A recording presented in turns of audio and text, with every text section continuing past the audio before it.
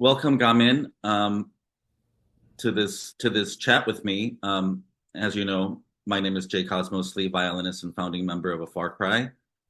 And Gamin, you are a virtuoso Piri, Saenghwang, and taepyeongso player from Korea, which are traditional wind instruments.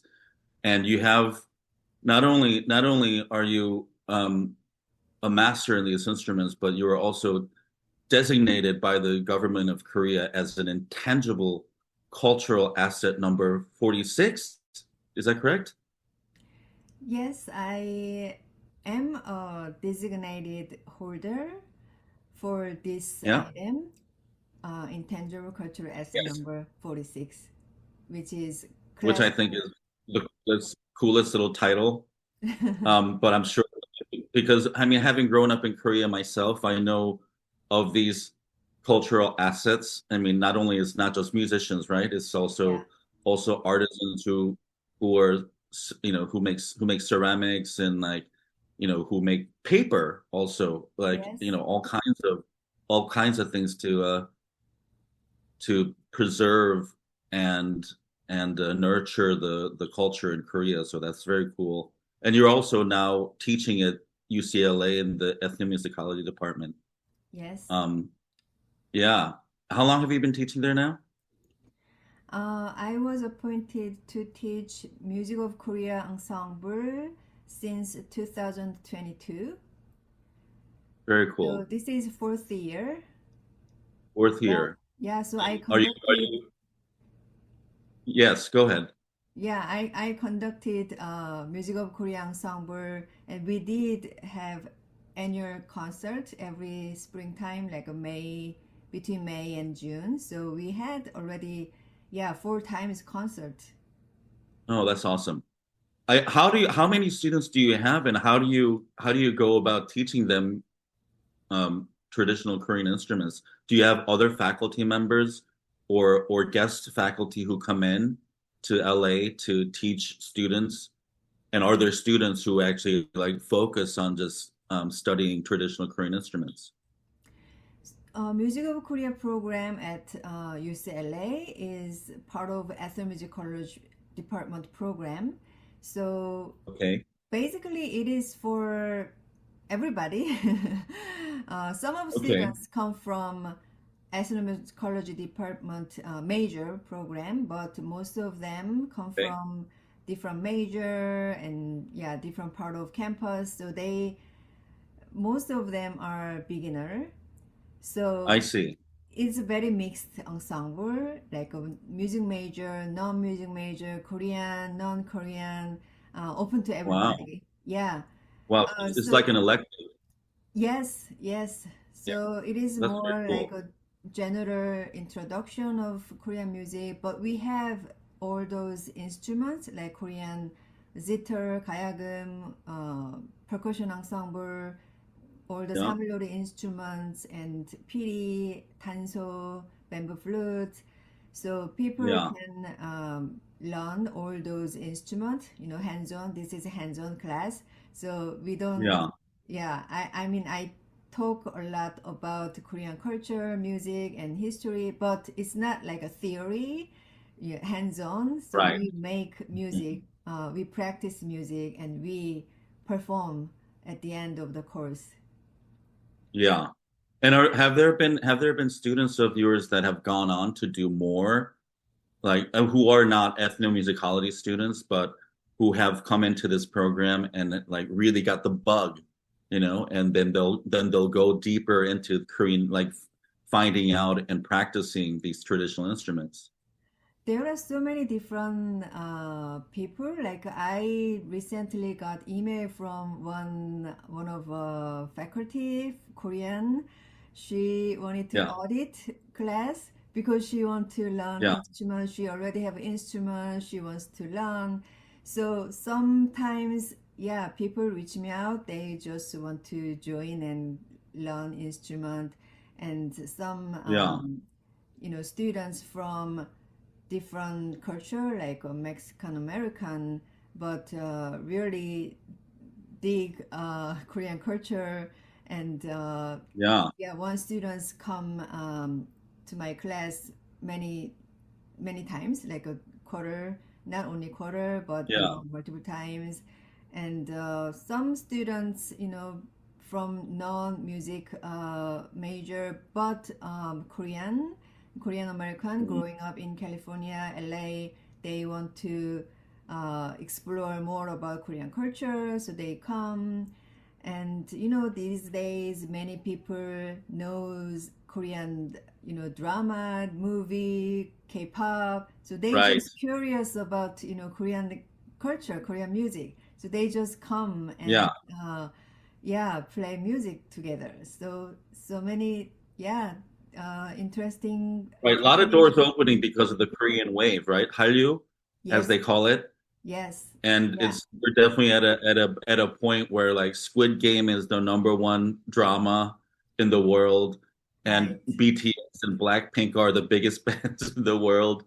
I yeah, mean, it's definitely a different time than when you and I were growing up in Korea, yeah, where I mean, yeah, we had the Olympics back in '88, but the exposure to all these cultural phenomenons just didn't happen then yet. yeah, So I'm sure you're feeling that yeah, energy and that sort of trend that's happening now. yeah, Um, absolutely. yeah, but I wanted to ask you and maybe ask you a follow-up question that um, so when you're teaching so many beginners and people with interest, but you yourself is you're a master of your instrument, and like how did you get started back in Korea? Like did you have parents who were interested in the traditional Korean music, and or did one of your parents play one of these instruments, or what did you play it? How did you get started? Growing up in Seoul, actually we lived very modern society and very Okay. westernized, yeah, fast tempo, modern society. So traditional music is not much exposed. So I didn't much know about traditional music and culture, Yeah. even though, I lived in Korea. I played piano and violin when I was a Okay. kid. Okay. And That's violin very, too. yeah, very normal. All the kids go piano school. And when I Yeah. was in piano school, I loved playing music. And of course, there were my friends there. So I hang out with them and I enjoy time there. And I loved violin sound. So I wanted to learn Mm, another instrument. So I uh, start to learn piano and violin together I see. until age 15, when I was in high school. I didn't know much about traditional music, but one day I found out traditional music and dance school that is Yeah. specialized high school in I Seoul. see. I was Was very this was curious. this was this was this Sanhwa or like Yeewon, one of those places? Yes, similar one. It is called 국립국악고등학교 National Korean Music and Dance High School. High school. Oh, so they have their separate institution. Yes, yeah, I see. Wow. yeah, Okay. yeah. So And I, but until 15, were you going to a regular school in Seoul? yes, I yeah, see. I yeah. see. I Okay. was middle Wow. school student and I played piano and violin, and I wanted to go music school, but I didn't know. Um, and I just played violin at the youth orchestra that time when Uh-huh. I was in middle Yeah. school. Yeah. It was fun, good, but when I found out Korean music school, it gives me a lot of curiosity. I'm just curious person, and I was wondering how do how I didn't know about Korean music while I Hmm. lived in Seoul, Korea. As a Korean, that is very Yeah. strange fact. And I just wanted to learn new things, and I wanted to go music school. I wanted to be a musician, so I thought maybe I should go and learn music there. So Yeah. yeah, so why not? I entered Korean music school that was first time actually I seriously started to learn Korean traditional I music. see. Yeah. And was there at this high school, was there a teacher that taught?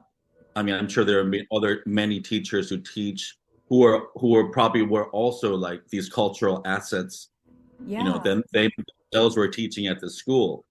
yeah. And why did or how did you lean towards wind instruments when you were a string player and playing the violin and piano? You know, I mean, it would be more. I would have thought that you would have gone into like playing the komungo or gayagum, which is like plucked string instruments. Yeah, I I didn't know much about Korean instruments, and all sounds actually were so much different from what I used to listen. And Mhm. my teacher, Piri teacher, strongly recommend me to take major as Piri major. Um, Okay. yeah, and there were so many different like theory. Like if you want to play kayagum string instrument, you better to have short fingers. Or if you Oh, I see. like to play komungo, you better to have thick fingers. If Like you want finger to, pads. yes, and if you want to play hagum, like a two-string fiddle, you better to have a strong, like a strong hands, because you have to press strings a lot. So Right. there were many different theories, and my teacher said I had a good function.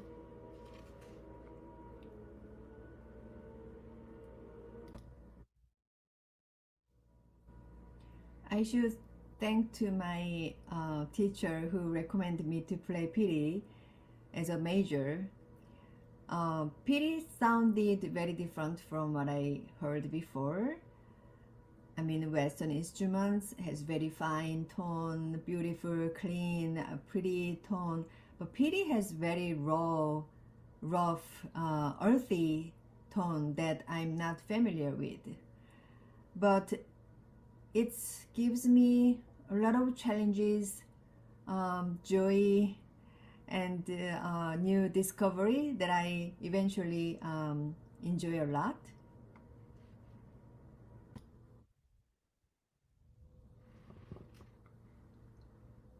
Okay.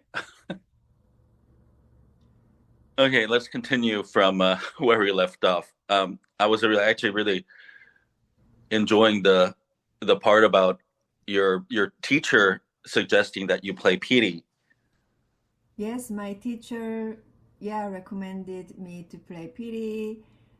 Piri was not very popular instrument for students. You know, Okay, so what was it kind of like, in the in youth orchestra, since everyone plays cello and violin, mhm. teachers will ask kids to play viola. Was it a Mm. little bit like that because like they needed someone to play those instruments and not enough were I'm sure people all wanted to play like hayagum and daegum and stuff. Yes, I guess so. Yeah, because piri is a tiny bamboo. You know, it's not much. It doesn't look like a very nice, instrument. Yeah, Like a kayagum has a long body, and you play, beautiful figure, beautiful sounds. And yeah, daegum also thick bamboo. yes, It is very, you know, um, beautiful looking and beautiful yes, sound. Piri is a tiny bamboo. It's almost invisible, and it's not like a good looking or very pretty sound. It sounds like a very raw, earthy, tough, yes, quite, people first time if you listen the sounds of piri, you probably think, how come this sounds, how it's too tough, and it's almost like untuned, very tough Yeah. sound, you It's know? like, and what I remember first hearing it and thinking, it sounds like an oboe reed Yes, without the oboe, you know? yes. Yeah. So relatively, other Korean instruments, looks nice. People like to, yeah, pick the instrument. And there are some people who already studied those instruments, but Piri Hmm. was not very popular and people doesn't much know about this instrument. And yeah, somehow my teacher said I have a good lung capacity and Oh, you're good at the wind instrument. You should try wind instrument. Piri is good for you, okay. So Yeah. I believed, I was 15 years high school Yeah. freshman, and I believed, and I tried, and I believed maybe string instruments is not good for me because I have a long, fingers, and Yeah. my fingers not good They're for narrow. Yeah. not not good for Korean strings. Maybe I see. it I was see. good for like piano or violin, but maybe not good. So I picked Piri as a major. It was very fun, difficult, challenging Yeah. Yeah. because blowing air require a lot of your energy, and Right. you have to control your breath, embouchure, and not only fingering technique is very physical. Right. So yeah, it was very challenging journey. Also, because of that physical challenge, Piri used to performed by mostly men in the past. So I see. Wow. all my teachers are male. I didn't have any female teacher. And when I go Hmm. to school, if I see orchestra, 가야금, 검은고, other instruments, or female performer, but pity part or male performer play in the orchestra. So it was very rare to see female performer, very challenge, to practice, and yeah, it made me feel like special because I did practice something that, not performed by female performer normally in the past, but also it gives me a lot of challenge, because of the environment and the physical challenge.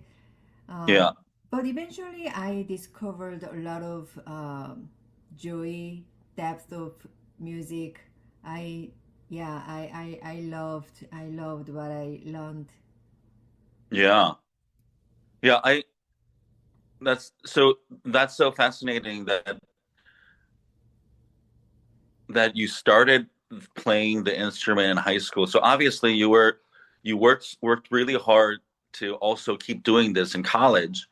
Mm-hmm. And you went on, and so you went on to not only that, but I'm sure there were like the traditional orchestras that were part of this high school as well, correct? And so you were playing in that traditional orchestra while you were learning PD. Um, what was that experience like, especially when you've played in like a Western youth orchestra that had violins and brass instruments? I'm sure that was very, very different. And can you tell us a little bit about the makeup of this Korean traditional orchestra? Is there a conductor? Yes. So, because I went to Korean music school, so this is music school, so we had different classes like orchestra um, course or some dance class, traditional Mm, dance and traditional vocal class, and we learned multiple traditional music okay. and modern music. Mm-hmm. So when we played music, Korean music in the orchestra setting, it there were of course traditional ensemble we practiced, but also modern ensemble is an orchestra setting like Western orchestra, with conductor and music. We played arranged piece or composed piece in the Western notation. So it's Mm. completely different from traditional ensemble. Traditional Okay. ensemble, yeah, we play traditional piece sitting on a floor without conductor, and we wear like traditional costume. But Right. modern orchestra, we sit on a chair and we put Ah, the music stand, same, exactly same as you do, yeah. music stand, and we read Western notation, Oh, wow. composed piece, arranged piece, and conductor, conduct music, and everybody follow score, conducting, and play some modern repertoires. Oh, that's fascinating. I didn't know that was part of the curriculum. So is this true for all the other players as well? Like the Kamungo people and the whatever, like the Samulnori people, they also get to learn Western notation? That's part Yes, of the curriculum? yes, yes, yeah, yeah. It is very westernized, modernized, and very structured curriculum. Mm-hmm. So even when I entered the university, Seoul National University, I had to take audition for piano practice. It is Oh, very strange.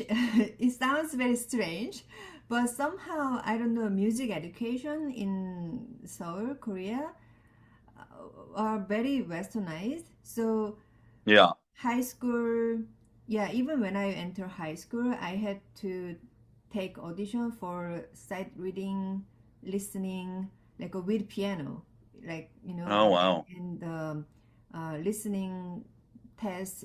Yeah, I had to write music on a Western notation, I and see. yeah, so that's like a Western music is very I mean, fundamental and basic for music education. I believe so. And so Seoul National University required piano practice for Ah, I see. entrance exam for everybody for music department major. Oh, wow. So Yeah. even though I'm applying, Korean music major, and I Mm-hmm. play traditional instrument, the music department at the Seoul National University require all the students, all the applicants play piano. Wow. I Yeah. mean, well, I mean, it's great because now that skill has now translated into you as a composer. And I mean, I'm sure there are pieces you probably, if it's like a solo Saenghwang or a Piri piece, I'm sure you probably also explore it without writing it first down. But you have the chops and the skills to write them down on Western notation so other people can play as well. Yes. Yes. Yeah, no, that's so Yeah. cool. I didn't know that. I didn't know that was part of the training. That's so cool. Let's talk about your Saenghwang um, performance and how you got to it because I know your your your main instrument. So you, as you said, PD was your main instrument for a long time, and in our conversations together before, you had told me that Saenghwang was actually one of the um, which is a traditional Korean mouth organ, which plays kind of like a harmonica, but with buttons. Well, with right. So I mean, with coverings and makes harmonies, makes different sounds. But I mean, I mean, it's one of the most unique sounding instruments that I'd ever heard. Um, and you had told me before that it was not played and there wasn't even an instrument that one could play on when you first discovered the instrument. Can you tell us a little bit more about that? Because of Korean history, Korean peninsula suffered so many wartime, Yeah, not only Korean War or Japanese colonization. Even before that, Korea suffered a lot of wars. We connected China and across the sea, Japan, and yeah, right. everywhere. Attack Korea and we Yeah, occupied sometimes. So instruments, culture, art also, affect with that historical event.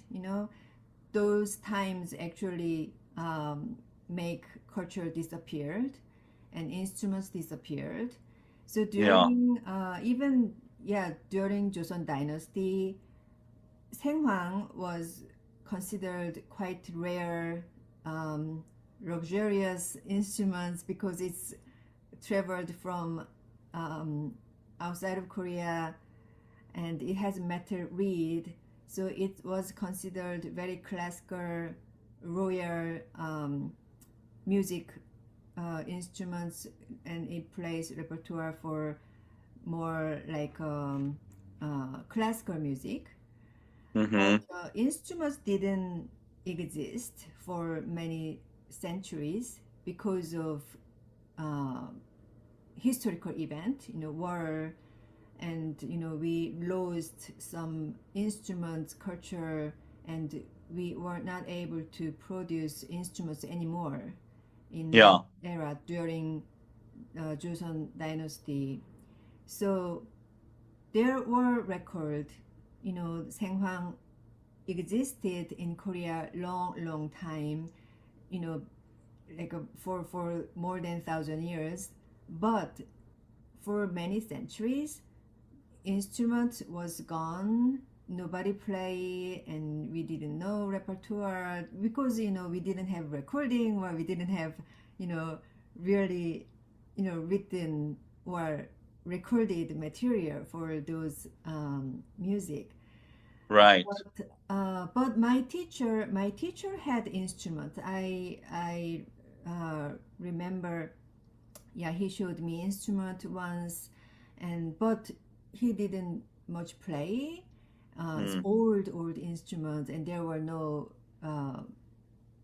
much to do with that old instruments. So it's been very long time that we didn't hear sounds of Saenghwang instrument. But 1990, one mm-hmm. of my teacher actually went to China to uh, replicate instrument because Mm-hmm. instruments came from China. The Chinese Sheng has a longer history. They have like a more than 3,000 years old history for this instrument. Mm-hmm. But Mm-hmm.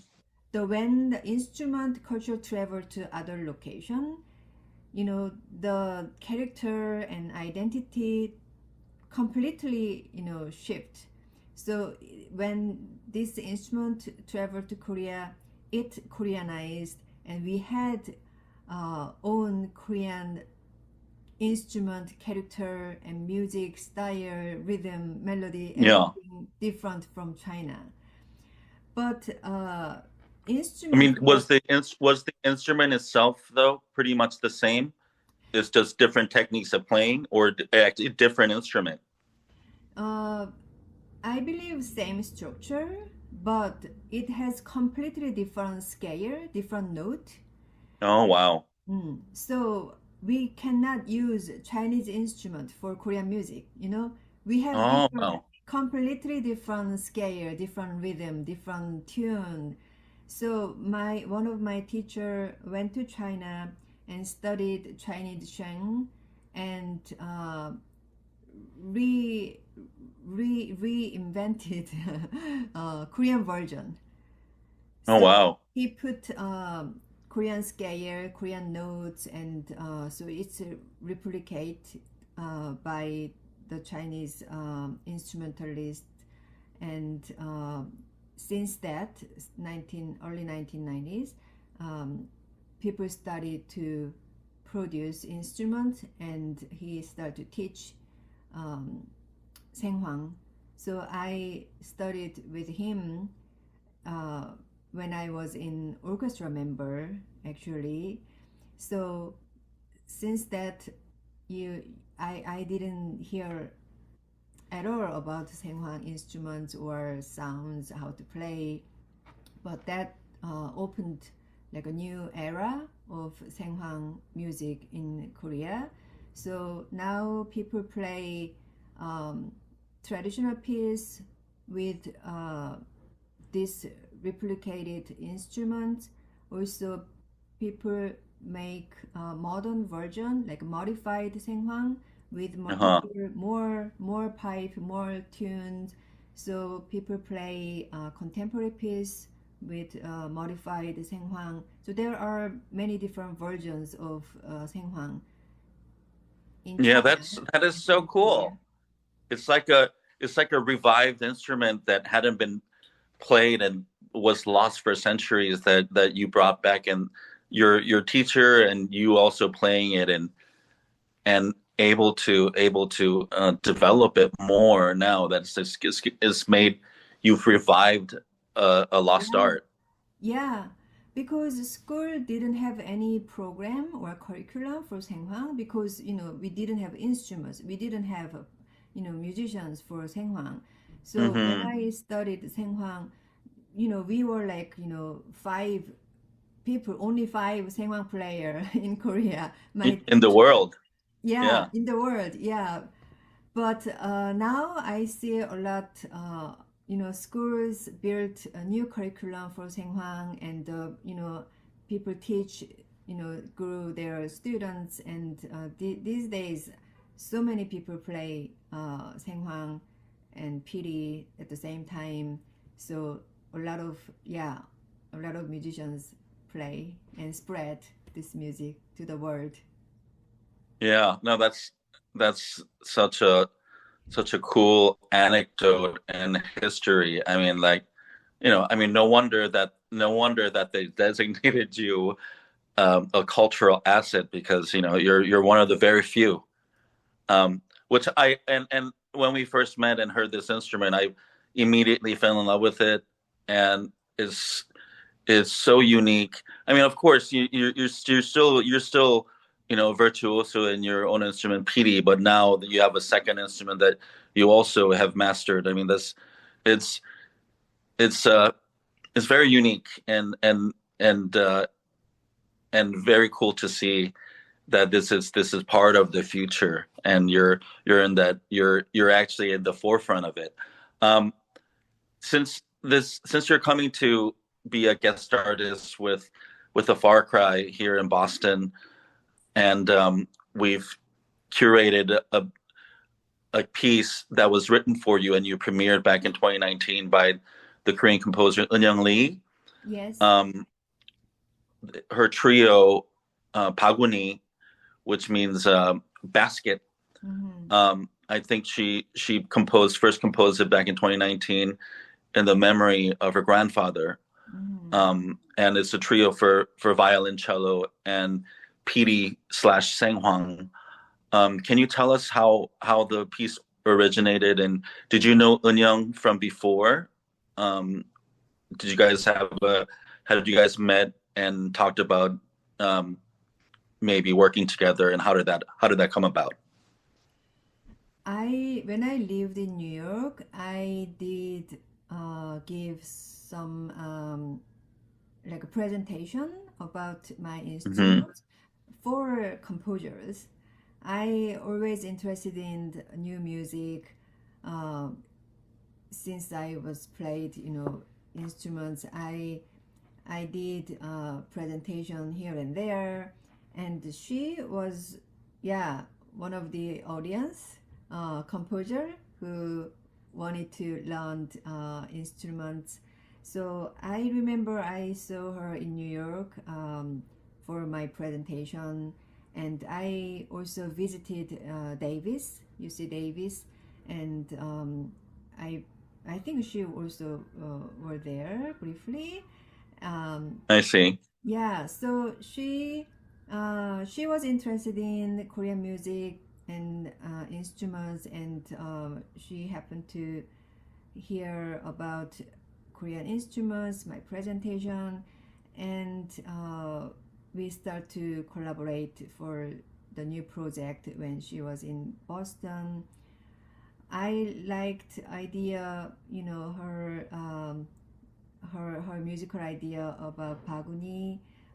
This is beautiful memory of her, and we also talk about Paguni is quite very eco-friendly, handmade basket in Hmm. Korea, and we see a lot of you know plastic like so much waste in this country, and Right, in because the we modern don't, society in yeah, general. Yeah. modern society. So I remember, yeah, we talk about that, and she used two instruments, Piri and Saenghwang. There were like a hidden, Korean melody in it that's not much, Hmm. hearable. But when I, learn about this idea, it was very fascinating. It's not, Hmm. it's very modern, contemporary sound, but it has Korean melody in it, and it's Yeah. They're hidden. secretly, yeah, Yes. Yeah. It's yeah, almost like they're coded yeah, inside there. yeah. Yeah, inside like the weaving of the basket, right? Yes. Yeah. Yeah, which is Yeah. very cool. Hmm. I see. How long had you spent in New York, and what prompted you to actually make a home in the United States instead of Korea? I started to come to New York 2011 Hmm. as part of my artist residency. I had a privilege to get support from Korean government institution. They Hmm. had program for promoting Korean culture, and it was a big grant program that I awarded. They supported my you know 3 months is living in New York, and I was able to do concert tour, also my individual music experience with local musicians, like jamming and performing. That actually changed my life. I worked at the orchestra National Gugak Center in Seoul for 10 years, and it I was, see. yeah, it was very yeah, wonderful experience as a performer, musician. But when I see like a new music, I always wanted to explore something more, new things, Hmm. and that, Yes. yeah, that was a big motivation. And in New York, I start to discover like a new music that also different from what I have been doing in Seoul. Not only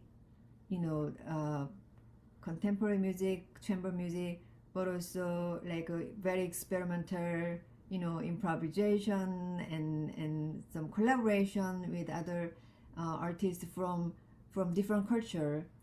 Um, in Korea, I would say I did play new music. I collaborated with artists, but it's more toward Korean and Western music like collaboration. But in New York, Yes. I discovered a lot more than that. Not just Korean tradition and Western music, but more like a cultural exchange with people who came from different culture. I had a multiple Hmm. project, multicultural, like a Brazilian percussionist and Japanese flutist Yeah. and Indian tabla player, also string quartet and Right. chamber orchestra.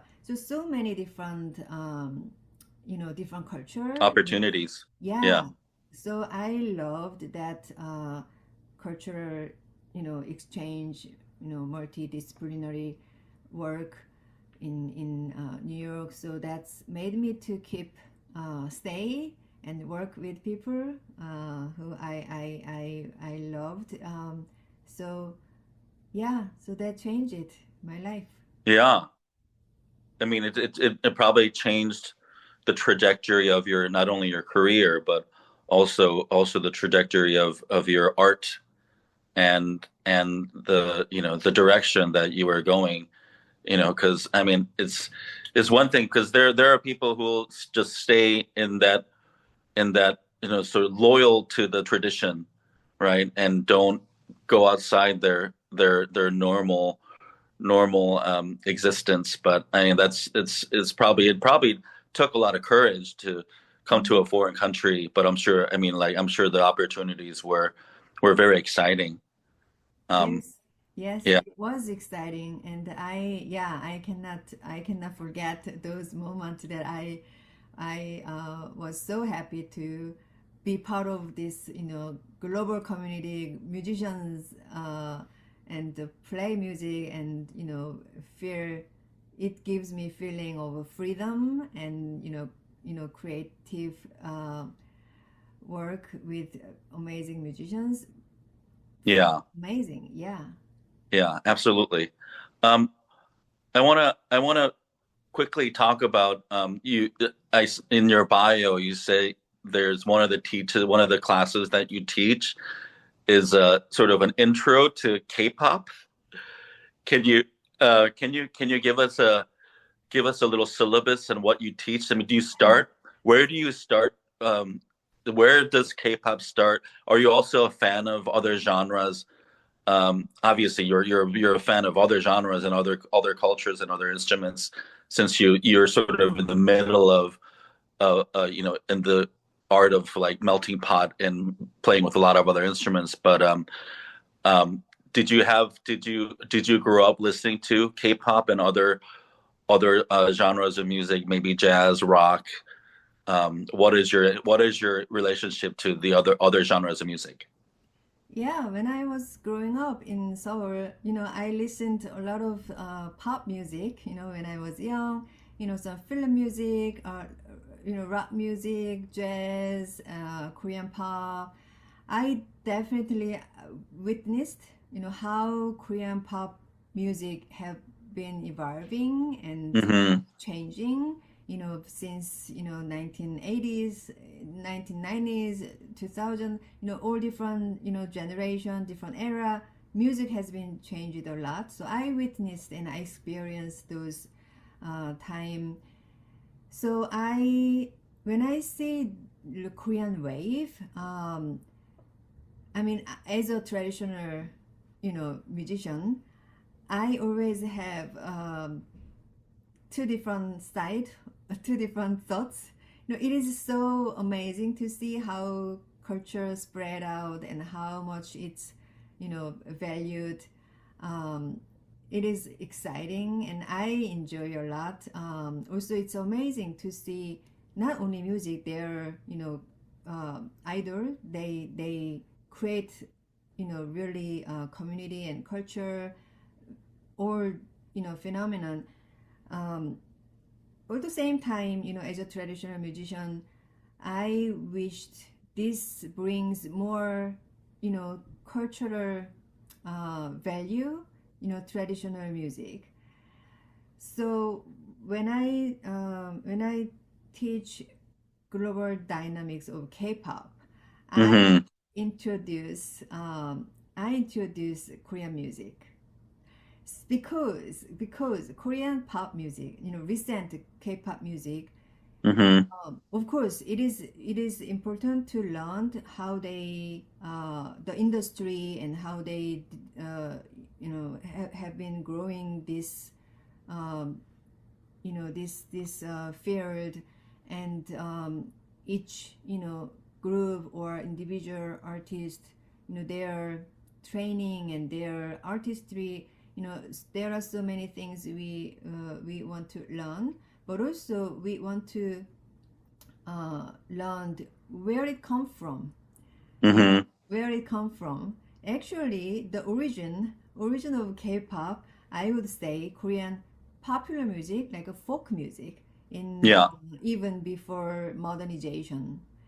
So Right. yeah, so we have to see the history and we have to see the what is the origin, and then we can understand more, and we can see, better, better and wider view of current K-pop, phenomenon. So I introduce Korean folk song and Hmm. what Korean folk music, traditional music, influenced by other culture during Japanese colonization era and Korean War, because we had a lot foreign culture coming through those time, American Army, or Japanese occupation also brought so many Western culture and Sure. and media and recording, everything like those industries started during that era. So Yeah. yeah, so I introduced those like a historical moment and how we shaped our traditional culture and how it shifted to the commercial, modern music, and people love it. The Korean folk song and modernized folk music is so interesting, and it is so fun to listen actually. Yeah. And I'm sure there's quite a bit of correlation too, Mm-hmm. right? I mean, Yeah, there's like similar threads. I mean, I always, like when I was growing up, our parents' generation yeah, loved listening to artists who actually like in Korean they say trot, yes. which I always is it actually Korean way of saying throat? Like I or Mm. is it actually a different word? But I actually thought maybe it was throat, like throat singing, which is very like the way they actually move their vibrations. I mean, which like a kind of like a vibrato is Yeah, very similar to like old pansori, yeah, right? So yeah. I mean, there's gotta be some connection there. Yeah, absolutely. Yeah. I mean, all time actually folk traditional musician became like a popular like commercial music performer, singer, vocalist. Yes, Mostly, yes, yeah, they come from folk music tradition. Their culture come from a tradition, so it's combined with those recording industry and the Japanese culture and the Western culture. So things are mixed, and it became more like popularized commercial music genre. And yeah, I know trot was very popular music in Korea when I yes, grew up. Yeah, that has definitely traditional elements in it. Also influenced by Japanese, yeah, music, um, and commercial music. So yeah, it's interesting to see how music, you know, um, changed and developed. yeah. It's definitely it's a very unique